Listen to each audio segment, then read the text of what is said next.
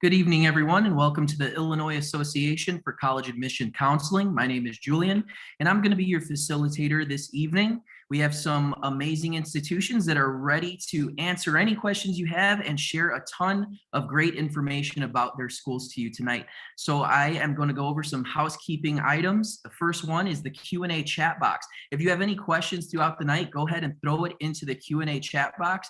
I want to see that box lighting up so that way we can get those questions answered for you throughout the evening. Please make sure that you address the institution or the presenter that you want to answer that question, and you can ask that question throughout the night to any presenter at any time. Your camera and microphones are all off, so all you have to do is sit back, relax, and enjoy the information. You can sign up for more sessions as well too. We have 2 other sessions tonight that are going on, and you can do so by going to strivescan.com/Illinois, where the recording for all sessions are going to be available within about a week. So we're going to get started with our first presenter this evening. We're going to allow them to get their screen share up and running. That's going to be the Cooper Union. And once they get that up and running, we'll be ready to roll, but go ahead and use that Q&A chat box throughout the night, and we'll leave it over to Maya. Great, thank you, Julian. So my name is Maya Kurtich, and I am the Assistant Director of Admissions for the Cooper Union, and I'm also a graduate of the school myself. I graduated from the School of Architecture. So the Cooper Union, I guess maybe first we'll cite ourselves, which the school is in New York City. It's in the East Village of New York City, which is a really vibrant neighborhood in Manhattan. And we have not your typical college campus. It's really sort of the experience of coming to Cooper is really sort of the experience of moving to New York. So we have 2 main academic buildings, which you can see the modern Silver building on the left and the Foundation building in the middle, and that's the founding building of our school. And this is our dorm building. And so in this little diagram up here, you can see how close they all are. They're just across the street from one another. And they're all surrounding Peter Cooper Park, which is our founder's park. And so that's our campus. Basically, it's very compact and, really New York City is our campus. So our history and vision. Cooper was founded in 1859 by Peter Cooper, and it prepares students to make enlightened contributions to society through outstanding academic programs in architecture, art, and engineering. Since its founding, the Cooper Union has been open to all, regardless of race, religion, sex, wealth, or social status. So the mission of the school is very important to us, and it's something that we sort of carry through in the contemporary version of the school, and it's really something that draws people to Cooper is our founding mission. And you can see pictured here is Abraham Lincoln, and many famous politicians and movements starting in the Great Hall, which is at the bottom of our school, and it's still a very active space for public debate and speaking. And so, yeah. Our values, Cooper is small, dynamic, and challenging. We have an 8-to-1 student to faculty ratio, typically less than 30 students per class. We have over 13,000 alumni, passionate, committed, collaborative peers, engagement with New York City and the East Village. So Cooper is unique because we have 3 majors, and that's it. You have to sort of apply to your major and know your discipline before you come to Cooper. So you can't come undecided, and it is a very sort of narrow area of focus that Cooper presents. So we have art, architecture, and engineering, and we typically have around 900 students total at the school. And architecture is the smallest, only about 25 students per class. Art is the second smallest, 65 students per class, and engineering has about 200 students per class. So the Albert Nurkin School of Engineering has 5 majors within engineering. You can major in chemical engineering, civil engineering, electrical engineering, mechanical engineering, or general engineering. So the School of Engineering, those majors are all project-based and integrate interdisciplinary coursework into their curriculums. There's plenty of research opportunities, and then there's also the option for an integrated 4-year bachelor's and master's program. And this is one of the labs pictured here. The Irwin S. Channon School of Architecture is a 5-year professional Bachelor of Architecture degree program. So in the United States, that's what you need to become a licensed architect. meaning it's now accredited. 25 to 30 students per class. This is the picture of the studio where everyone spends all their time, and 3 faculty per design studio. So it's a really good faculty to student ratio. The School of Art is a Bachelor of Fine Arts degree program, and it has about 65 freshmen and about 5 to 10 transfers. You know, the School of Art at the Cooper Union believes in the well-rounded artist. So you don't have a specific major within the School of Art. You have a foundation year where you learn how to do all different types of art making. And then as you sort of go through the years, you can choose different electives to focus in, but you never declare a concentration. So it's really a well-rounded art education you're getting. And many distinguished artists are on the faculty. So you really have that connection to New York artists at Cooper. Student life. So we have a residence hall, which I showed on the second slide, peer mentorship program, which is really great. And it's sort of newer at Cooper. It's really strong in the engineering school. Study abroad, art and engineering have study abroad programs, not architecture. Student government is really amazing at Cooper because it's so small. You have so much agency as a student. So Cooper actually has a lot of students on their curriculum and admissions, and their committees have a voting student member on it. So students really have a lot of agency in the school. We even have a student on the board of trustees. 80 plus clubs, and life in the East Village is a big sort of component of our student life. Life after Cooper, we have, you know, great career counseling, graduate school counseling. I think the strongest aspect of Cooper's sort of, you know, networking power is that it's so small that, you know, you're never sort of like many degrees away from someone that you want to be in touch with. So it's a really tight-knit community, and it sort of spreads all over the globe. So you really have a lot of connections that are ready to be made. We have career fairs and mock interview nights as well. Applying. So we accept the common application, and then we also are SAT, ACT optional for the next year, and letters of recommendation and school-specific supplemental materials, which are the engineering essay questions, the architecture studio test, and the art home test. And those are kind of the most important parts of your application. Is my time up now? I think it might be. You've got a couple seconds here. You can wrap up. Okay, so last slide, financial aid. So everyone at Cooper receives a half tuition scholarship, which is valued at $22,275. And that half tuition scholarship is guaranteed for all 4 or 5 years. On top of that, you might receive additional merit award and of course FAFSA. And there's also work study opportunities. So that's it for me. Thank you for listening. And let me know if you have any questions. Awesome. Thank you so much. And then if you can just throw your contact info into the chat box, Maya, that'd be awesome. Yes. All right. Thank you so much. We are going to start getting the floor over to the University of Maine at Machias.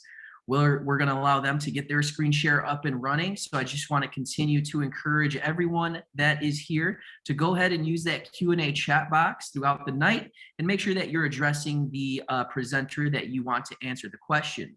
Other than that, you can sign up for more sessions as well at Illinois or at strivescan.com/Illinois. So we're going to leave the floor over to the University of Maine at Machias. Hi, my name is Kaylee Clark, and I am an admissions counselor for the University of Maine at Machias. We are Maine's coastal university, and we are the regional campus of the flagship campus, the University of Maine. Where are we? We are located where the little, or big, I guess, green star is. We are about 3 hours north of Portland, Maine, 5.5 hours north of Boston, 8.5 hours north of New York City. And we have there are airports in Bangor here, and then also Portland, because I am assuming in the Midwest you would be flying in. So here are some UMM by the numbers. So a couple of facts about us. We have about 750 total students on our campus. So with that being said, we are very small and our student to faculty ratio is about 11-1. Our average class size is 13, and even in a non-COVID year, as I've been describing it, our cap on a class is 25 students, so you're always going to get that really personal one-on-one time with your professors. We have almost all of our students, 99% of them, receive some form of financial aid, whether that be a scholarship from the admissions office or scholarships from our financial aid office. We are ranked one of the top 30 LGBTQ friendly campuses in the United States. That's something that we really are proud of. We pride ourselves on inclusivity. We have 75% in-state students and then 25% out-of-state or international students. 77% of our graduates are employed within their first year of graduating within their field, which is pretty high, and we are also pretty proud of that number. And because we are the regional campus of the University of Maine, we have access to over 4 study abroad programs, and we also have a 1+3 in engineering and then a 4+1 in a handful of 4+1 programs with them, so you can get your master's degree in 1 year if you go to the University of Maine. So these are just some photos, but we are hands-on from day one, no matter what major you choose. This is a photo of a student holding a bear. Obviously the bear is sedated. I always say that just in case people don't know. And then this is our printing press that was donated to us by the Stephen King Foundation. This is some students on a whale watch. And then this is a mock crime scene. That is a deer, so these are all of our degree programs. Some of our most notable ones, I would say, are our conservation law and outdoor management. We have marine biology. We are about 9 miles from the ocean. So very with all different from the ocean or from lake. So you can do all kinds of marine ecology there. And then I would say our education program and our environmental geographic information science program as well. So we have out-of-state scholarships.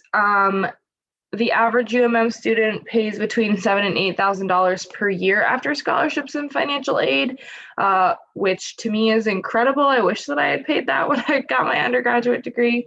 But we have 3 scholarships that we offer. And then we also offer certain scholarships. If you are a marine biology student, you have to apply to that one though. But they range from $5,500 renewed annually to $2,000 renewed annually. And I'd like to note that we are test optional. We are not test blind though. If you send us your test scores, the only thing that we'll use them for is to decide your scholarship. So if your SAT score is better than your GPA, then we will use that to give you more money. Basically, it can only help you. It can never hurt you. And we do offer early college programs. So this is really cheap college courses through our university while you're still a high school student, and that you can basically just get a head start on your college career so that it can maybe take you less time or you'll just spend less money overall, and you can even graduate with like a certificate program. And then how to apply. We have a free application through the Common App. We have a campus-specific application and then a UMaine system application. You send us your transcripts, a letter of recommendation, and then we can make a decision based on that.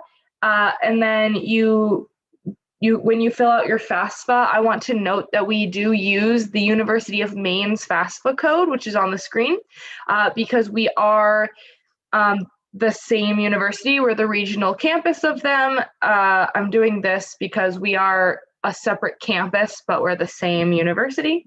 And then we are rolling admissions. And I just have two quick alumni spotlights. This is one of our alumni, Kirsten, who graduated in 2015 with a marine biology and biology major and a minor in outdoor rec. And she is a special needs coordinator at a dolphin research center in Grassy Keys, Florida.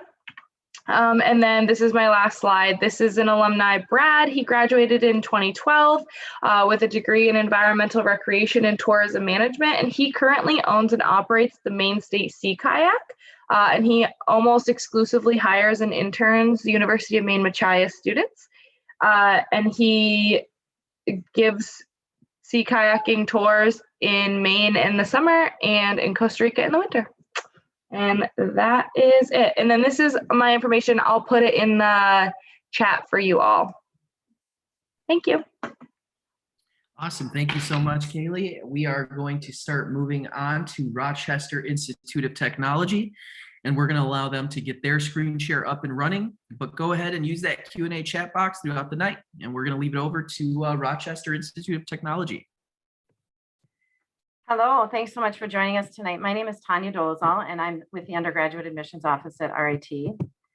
And for those of you that don't know where we're at, we are in Rochester, New York. So about 5 hours from New York City. So one thing a lot of students don't know a lot about us is we're one of the largest private universities in the country. So about 17,000 total students at our main campus. A couple things I like to point out on this slide. One is that our average class size is 22, which for a university of our size is pretty unusual. We actually don't have spaces on campus that hold much more than 50 students. So you really would never be in a large lecture style classroom at RIT. And typically the upper division courses, your third and fourth year might be 12 or 10 or under. Another thing I like to point out is we are the home to the National Technical Institute of the Deaf. So we have about 1,000 deaf and hard of hearing students on our campus. So the cool thing is when you're walking around campus, you might see students signing with one another, and ASL courses are offered to all students on campus for credit and non-credit free. So it's a great way to learn some ASL. So we have 9 different colleges, and you can see those listed here. A lot of people think of RIT as sort of a technical school, and we are well known for engineering, computing, and science. But we also have a really fantastic art and design program. We have a really great business school, lots of other majors. So about 90 different degree programs and 100 different minors. One thing that has really exploded on campus, and certainly we've seen a lot of interest in from applicants, is our accelerated dual degree programs. We have close to 50 now, and those are programs where you come in, you're admitted into basically both a bachelor's and a master's degree. So the last year of your bachelor's becomes the first year of your master's. So one combination, I could give you 50 examples, but one of those might be you could come in and do, a bachelor's degree in electrical engineering and complete the MBA. So the accelerated dual degree you can be admitted into directly out of high school, or anyone on campus can apply to one of those in their sophomore year. So probably the thing we're most well known for is our co-op program. And for those of you that don't know a lot about co-op, it is full-time paid work experience that relates directly to your major. So co-op is required of most of our students and programs, but definitely recommended for all. You do not pay tuition when you're completing a co-op, and you are paid a competitive salary. For example, our engineering students are paid approximately $900 a week during their co-op program. So a lot of students will use the co-op not just to gain work experience, but to also kind of replenish their bank account, which is sort of fun. We have about 3,000 plus employee partners that hire our students both for co-op and then for permanent placement after they graduate. And the great majority of our students have offers from one or more of their co-op sites before they graduate. You can co-op in Rochester, you can do it closer to home, you can do it really anywhere in the world. So we have a really large office of staff that helps students with these co-op placements. And if you wanted to do one international, or if you wanted to, spend the semester in Los Angeles, you can really kind of co-op anywhere that you would like. So we believe that co-op is one of the many reasons we have such excellent outcomes. You can kind of see the data here, but about 94% of our graduates are either employed full-time in their field of study within 6 months, or doing graduate or military service or volunteering. What you see here is just a sampling of the companies that we work with both for co-op and permanent placement. But The website at the bottom, that joboutlook.ret.edu, is really a fantastic resource. It allows you to sort. You can look by major and program at where are students doing their co-ops, where are they working after graduation, and what does the average starting salary look like for those positions. So I'll put that in the chat later, but I think it's a really great way for you to look if you're interested in different academic programs, kind of what those outcomes look like. We have lots of study abroad opportunities, and we really encourage our students to study abroad. Even our engineering students, we encourage to study abroad, which isn't always the case. Engineering curriculums can be pretty difficult, but we have 4 different global campuses that are owned by RIT in China, Croatia, Kosovo, and the UAE. And then we offer study abroad through partnership in 55 different countries. So you kind of can see on the map all of the orange. You can study abroad in any of those areas. And as I mentioned during the co-op, you can also work abroad by completing a co-op internationally. Super busy campus life. You can imagine with 17,000 students, there's always a lot going on. About 300 different clubs and organizations. So almost anything you might want to be involved with at RIT, you can. We also do have varsity sports. We're Division I for men's and women's ice hockey, Division III for everything else. And then we also do have Greek life. So 29 different Greek organizations. If you're interested in Greek life, about 10% of our students do participate in that. So as I mentioned, we're in Rochester, New York. Rochester is really a beautiful mid-sized, kind of medium-sized city. I live and work in Minneapolis. I'm a regional admissions person for RIT. So I always say Rochester reminds me a lot of St. Paul, if you've ever been to the Twin Cities. Very walkable. There's 23 different colleges and universities in the Rochester area. So a really young, vibrant city with great art and culture. RIT is about 8 minutes from downtown. We sort of sit on a very large acreage, sort of in a suburban area, but about 8 minutes to the downtown area. And we also are very close to Lake Ontario. So if you like the outdoors, if you like to kayak or hike or swim or run or any of those things, lots of great outdoor activities nearby. We do practice differential admission. So when you apply to RIT, you apply directly to your first choice program, and you can add 2 or 3 programs if you'd like. The competitive varies quite a lot by major. So what you see here on the right-hand side is the mid 50% for the overall applicant pool. Quickly about merit-based scholarships, I'd just like to say that we do an automatic review, and the majority of our students do receive merit-based scholarships. So you don't need to complete an additional application. Your application for admission will automatically be reviewed for those merit-based scholarships. And this is my contact info. I'll pop that in the chat. But again, thanks for coming tonight and thanks for listening. Have a great night. Awesome. Thank you so much. We're going to get moving over to our next presenter from Gettysburg College. We're going to allow them to get their screen share up and running, but I want to continue to encourage everyone that there are 2 more sessions that are happening after this. If you want to stick around and listen into them, you can do so by going to strivescan.com/Illinois. And we'll leave it over to Gettysburg College. All right, well, thank you all for joining us this evening, and thank you to my colleagues for being here as well. I have to tell you that just seeing other people is fantastic. So I'm Darrell Jones with Gettysburg College, and Gettysburg College is a college of liberal arts and sciences in the world-famous town of Gettysburg, Pennsylvania. What's great about our location is when you look at the fact that we're very close to Harrisburg, Pennsylvania, our state capital, 60 minutes from Baltimore, 80 from Washington, D.C., Philadelphia is a little over 2, and New York City is 4. It's for educational and career and cultural reasons that we use our access to those cities all the time. So they aren't just great cities to be near. We use them all the time. For those of you who are wondering how you get to Gettysburg, there are several airports between Baltimore and Washington, D.C., and we have a shuttle system that allows you to get to Gettysburg College literally for $30 rather than maybe someone like me who forgot to use that shuttle once and paid $100+ for an Uber. So our student faculty ratio is 9-to-1. That's a real 9-to-1 student faculty ratio. The average class size in the first year is literally only 17. But here's what matters to us. We expect you to do research, not just in the sciences, but any area. And we start that as early as the first year. We also expect you to study abroad. So we've all talked about it. Gettysburg College pays the round trip airfare twice and all program costs twice. So whether you are going abroad to Australia, Egypt, or Japan, you pay literally nothing extra to do it.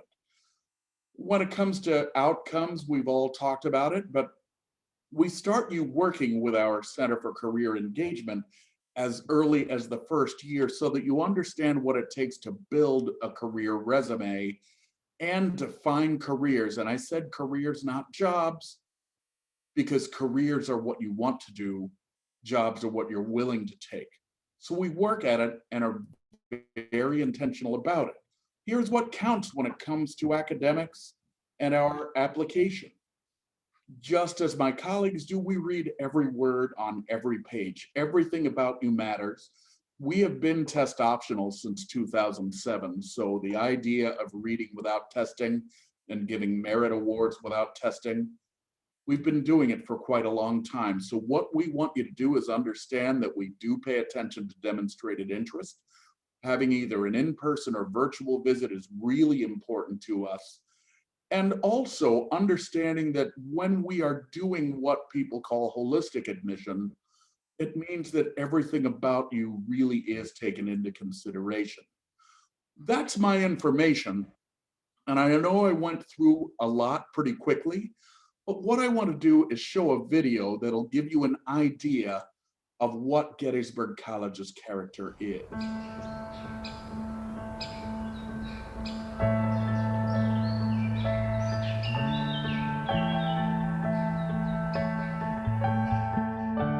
We are shaped by the people around us, those who inspire us to be more, to do more. Gettysburg College has a spirit about it. You want to be a better person. You want to keep exploring and experiencing new adventures and find something that no one else has before. When I first sat down in that classroom, I didn't know what to expect. And then it all became real. My professors believed in me. This place, this field, my coaches, my teammates, my friends, they've all become an integral part of me. Talking with friends from back home, I'm the only one who's doing research from day one. I launched my own startup in my first year. I studied the Battle of Gettysburg on the battlefield. I'm experiencing the world, and I'm making a difference. We love this place. It's the traditions, the town, the campus, the people, the cookies. So dream big, then make it happen. Come join us. Be a part of our community. Together, we can change the world. Together, we can do great work.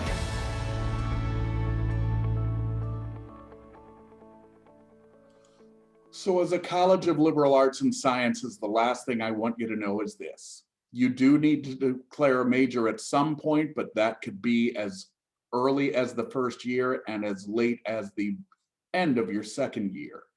These are all of our majors, and they are literally every combination. So our chemists might minor in music in our wonderful conservatory. Our people who are pursuing cinema and media studies might intern, as a couple of our students did virtually this year, with the Cannes Film Festival. What we are expecting you to be is open-minded intellectually, and so come ready to think critically and act compassionately, and ready to pursue literally your dreams, which I know sounds cheesy, but our job is not to prescribe what you should do, but to open up possibilities. So I will give my information in the chat once again, but I'll also show it on screen. Thank you so much for joining us, and we look forward to your questions. Awesome, thank you so much. We are going to move to our last presenter for the evening from Penn State University. We're going to allow their screen share to get up and running, but this is the final presenter. So make sure you get the Q&A chat box going. If you have any questions, we're going to leave it over to you, Penn State University.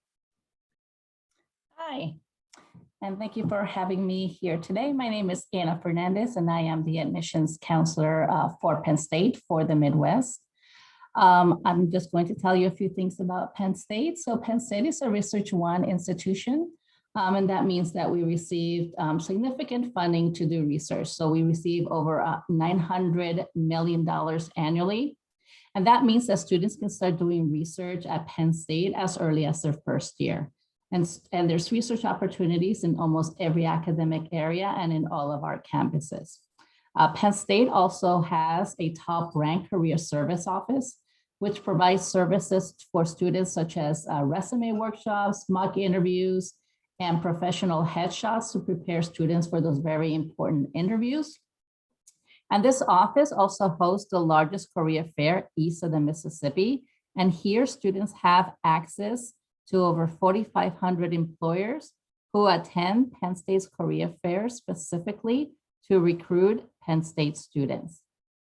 Penn State was also recently ranked in the top 1% among the best universities in the world by the Center for World University Rankings, not only for the quality of education that students receive here, but also for the many research opportunities that are available to students.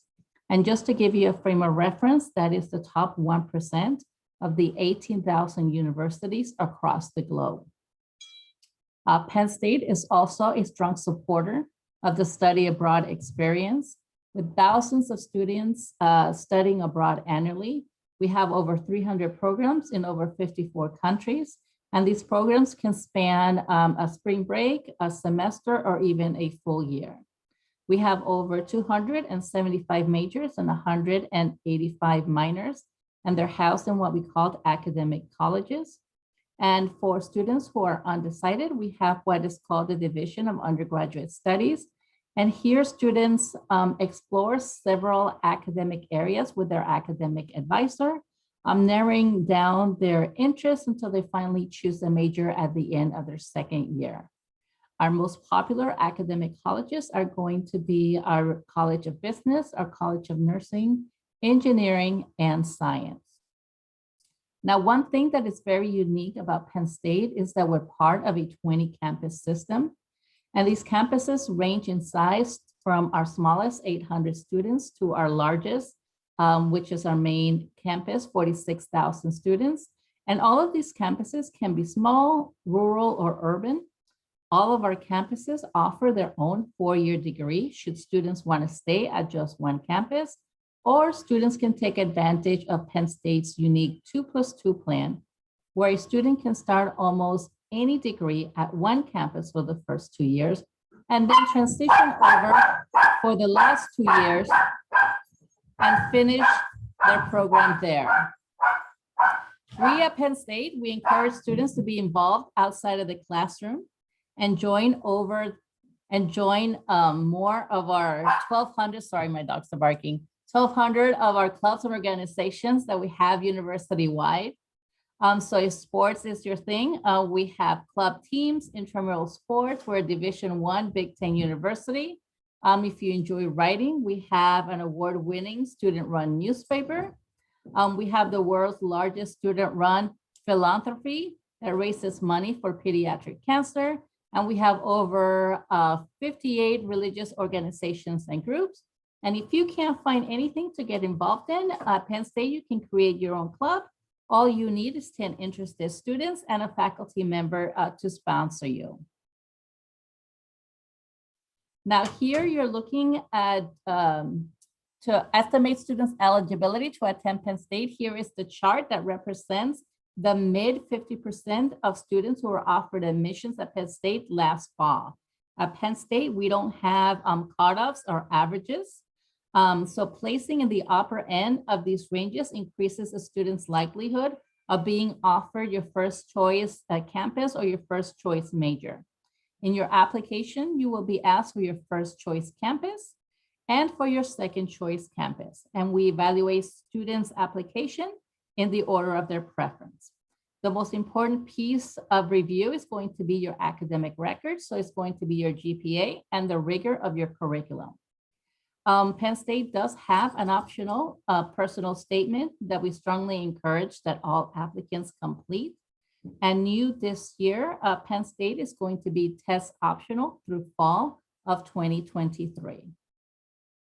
Now, here is our admissions timeline. So our application opens every year on August 1st.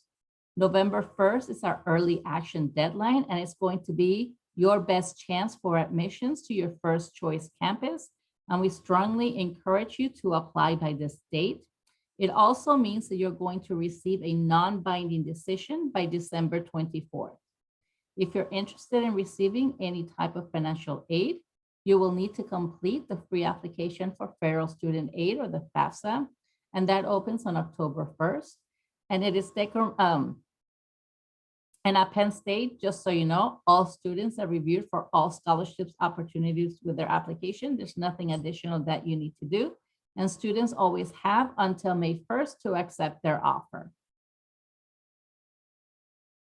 To help you estimate your cost of attendance, here's the tuition rates for University Park and our Commonwealth campuses. These numbers include a tuition, room and board. As you can see, there's a difference in tuition for our University Park campus and our other Commonwealth campuses. And the difference in tuition is because it costs a lot more to run a campus that has 46,000 students compared to running a campus that's a lot smaller. Tuition costs are set by our Board of Trustees every July. And to help you estimate the cost to attend Penn State, you can access the college cost calculator, and you can do that at tuition.psu.edu. This brings me to the end of my presentation. My contact information is on the slide, so please contact me if you have any further questions. Thank you again for participating on tonight's event. I will also add my contact information to the chat. And now I'll hand it over to our moderator. Thank you again for having me tonight. Awesome. Thank you so much. And because that was our final presenter, we are going to move over to our round robin questioning. I'm going to share my screen so that way we are able to see the first question, since we'll have time for possibly a few here. But the first question, starting back up with our first presenter, the Cooper Union, what advice would you give someone going through the college search process? I guess I would give someone who's going through the college search process the advice of, I think it's a lot of pressure as a young individual trying to find your place in the world, but I think, go with your gut and don't put too much pressure on yourself to figure it out in the first year. I know that's coming from Cooper, where you have to sort of choose a major before you even come here. It's different, but I think, there's plenty of time to figure out what you want to do, go with what you want to do, and then you can change your mind. Thank you. Our next presenter from Rochester Institute of Technology. Hi. Yeah, I would echo that and also say that, this should be, I think, one of the most fun, exciting times of your life. And I know the last year has been absolutely not that. So hopefully you can enjoy the search and look at places that you feel like are a good fit for you. But I would say that so many people make this process stressful, and I just encourage families to look at it as what the great, really exciting opportunity time that it is. Great, thank you so much. And Gettysburg College? Yeah, and thank you to my colleagues for giving such great advice. Mine is pretty simple. Listen to the experts. You have high school counselors, you have people who do this for a living. So if you need information on how to start the search, listen to them. And then you can use your telephone for its original intended purpose. Call admissions offices. I mean, I know people at all these places. I'm a graduate of Penn State, and I've got buddies on the RIT staff. So if you want to know information, your neighbors might know some things, but really you should call the office. And I've worked with people at Cooper Union as well. So the experts will give you the truth. Other people will give you their opinions. I think we need to call you, Daryl. You got the connects. No, that's great advice. Penn State University. Hi, so all of the advice has been great so far. I would strongly encourage students to create their own email address for all college applications and to check that email often. I would also not miss any deadlines, especially those early action deadlines can really make a difference between getting an offer and not getting an offer into one of your top colleges. Awesome. Thank you so much. Our next question, I'm going to share my screen again here, is going to be to give, or what is your favorite event or tradition on campus? What is your favorite event or tradition on campus? And we'll start back up at the top. This is a good question because I think a lot of my favorite things about going to school had to do with events and traditions on campus, but I think something that was really specific to the School of Architecture was actually something I helped start. It's called a pumpkin carve. So every year at Halloween, all the architecture students use their skills for making models and instead use it to carve a pumpkin. And so, you know, given our position in the city, it's something we display out on the front of our building, and, you know, everyone, the community gets involved because all of a sudden it's on show for everyone. But yeah, I really like that, that tradition that we do. Awesome. Thank you. And Rochester Institute of Technology.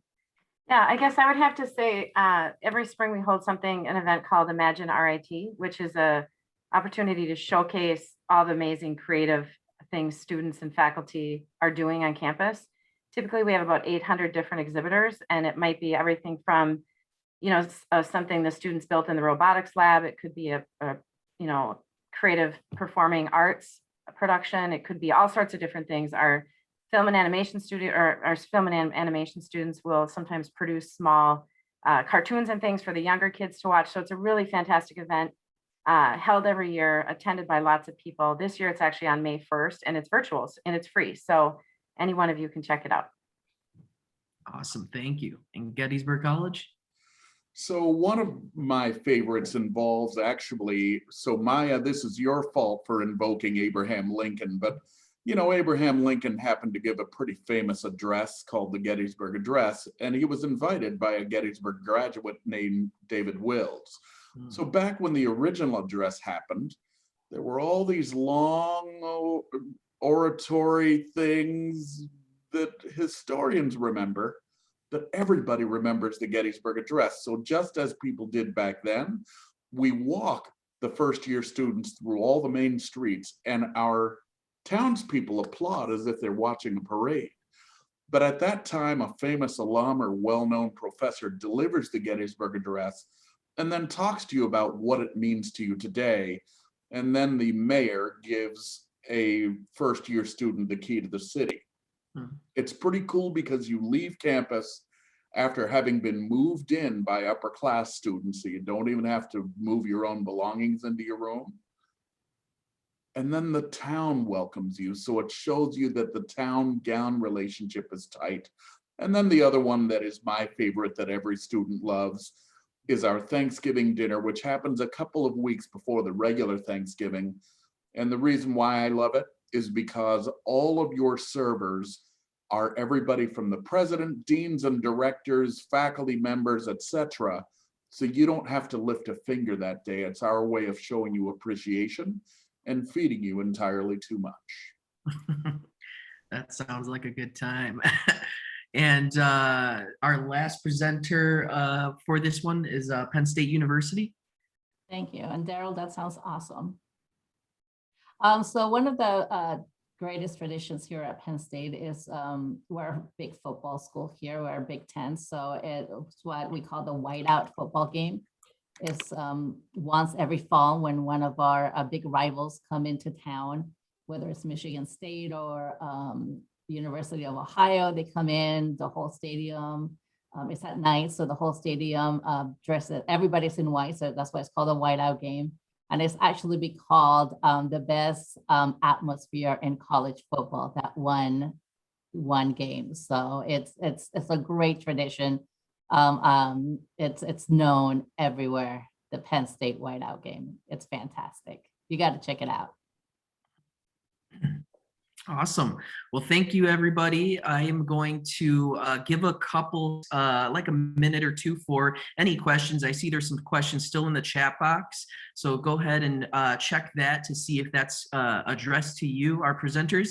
While you're doing that, I just want to thank everyone who joined us tonight. There's going to be a quick 4-question survey that's going to appear when I close this window, and when the call is ended as well too. And if you want to sign up for more sessions, there's 2 more for this evening. Go ahead and do that. And then you can also see the recordings for all sessions at shrivescan.com/Illinois.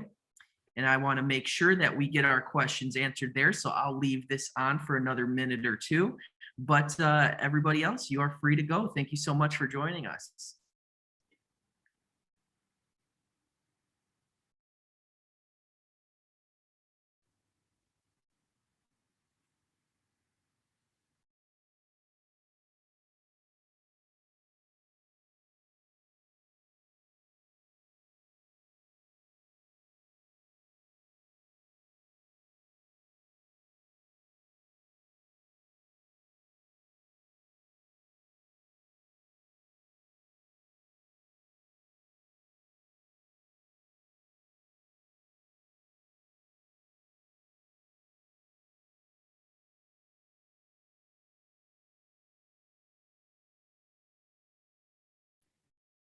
All right. Thank you, everyone. Have a great evening.